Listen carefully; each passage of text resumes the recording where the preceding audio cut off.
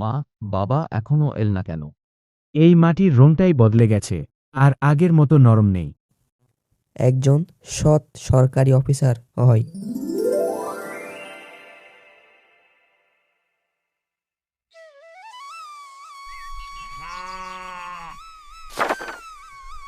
এই গল্পটি বাংলার এক প্রত্যন্ত গ্রাম চন্দ্রপুর এর।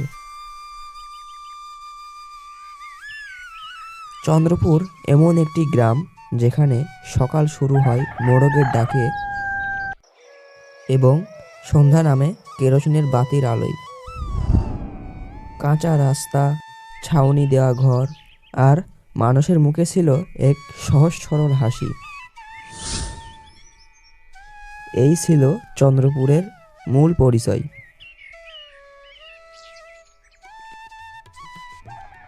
এই গ্রামে থাকত একজন দরিদ্র কৃষক, নাম হরিনাথ মণ্ডল। বয়স 40 পেরোলেও তার মুখে ছিল এক অদম্য হাসি।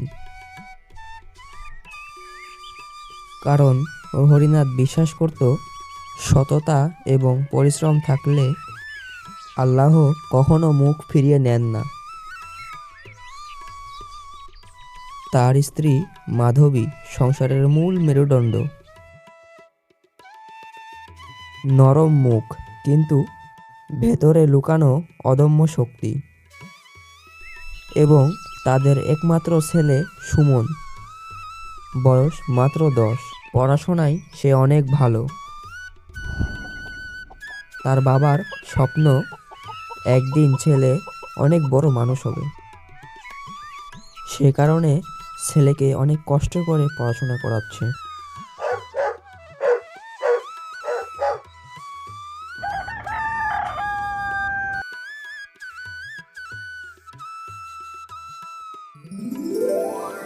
ও হরিনাথের একমাত্র সম্বল ছিল গ্রামের শেষ প্রান্তে থাকা 1 বিঘা জমি। বছরের পর বছর সে জমি চাষ করে সংসার চালিয়ে আসছে। কিন্তু প্রকৃতি তো সবসময় একই রকম থাকে না। গত কয়েক বছর ধরে বৃষ্টি অনিয়মিতভাবে হচ্ছে, কখনো অতিবৃষ্টি তো কখনো খরা, যার কারণে মাটি তার স্বাভাবিক বৈশিষ্ট্য হারিয়ে ফেলছে। যাতে জমিতে কোনো ফসল ফলানো যাচ্ছিল না, কোনো ফসল ফলালেই তা নষ্ট হয়ে যাচ্ছিল। ফলে ফসলের ফলন কমতে শুরু করলো। একদিন বিকালে হরিনাথ জমির ধারে বসে আর মাটি হাতে নিয়ে দীর্ঘশ্বাস ফেলে বলে, এই মাটির রংটাই বদলে গেছে, আর আগের মতো নরম নেই। যদি জোর করে চাষ করি তাহলে একেবারে নষ্ট হয়ে যাবে। কিন্তু চাষ না করলে আমার সংসার চলবে কি করে? হাই আল্লাহ, একই সমস্যায় ফেললে আমাকে। এবং তার সাথে সাথে হরিনাথ তার বাড়ির পথে যাওয়া শুরু করলো। অন্যদিকে সূর্য ডুবতে আরম্ভ করলো। তার প্রতিটি ধাপ যেন ভারী হয়ে উঠছিল। আর তার একই চিন্তা, জমি। জমিই যে তাদের উপার্জনের একমাত্র সম্বল। তাছাড়া অন্য কোথাও তাদের আর জমি নেই। হরিনাথ হতাশ মুখে বাড়ি ফিরে আর তার স্ত্রীকে বলে, মাধবী, একটু এসো তো। কি হয়েছে? আজ তোমার মুখটা খুব ভারী লাগছে। কি কোনো সমস্যা হয়েছে?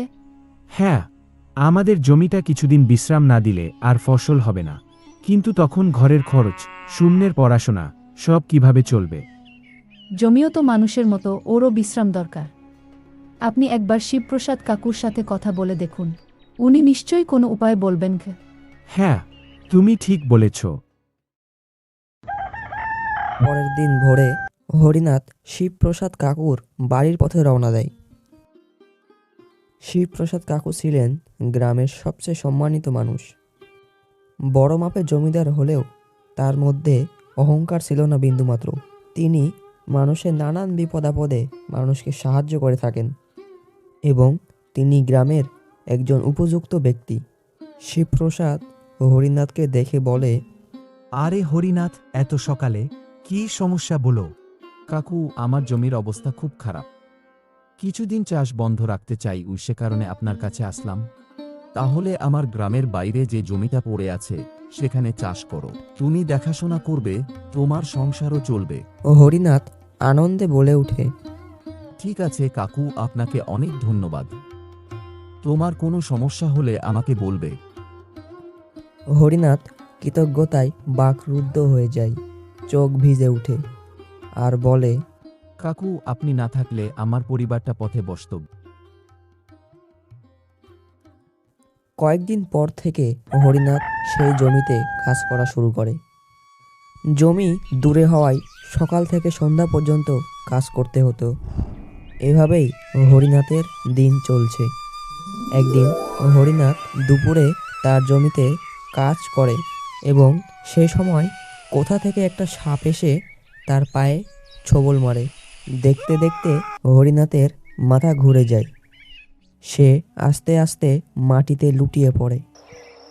চারপাশ একদম নিস্তব্ধ, কেউ দেখার নেই, কেউ শোনার নেই। ধীরে ধীরে রাত বাড়তে থাকে।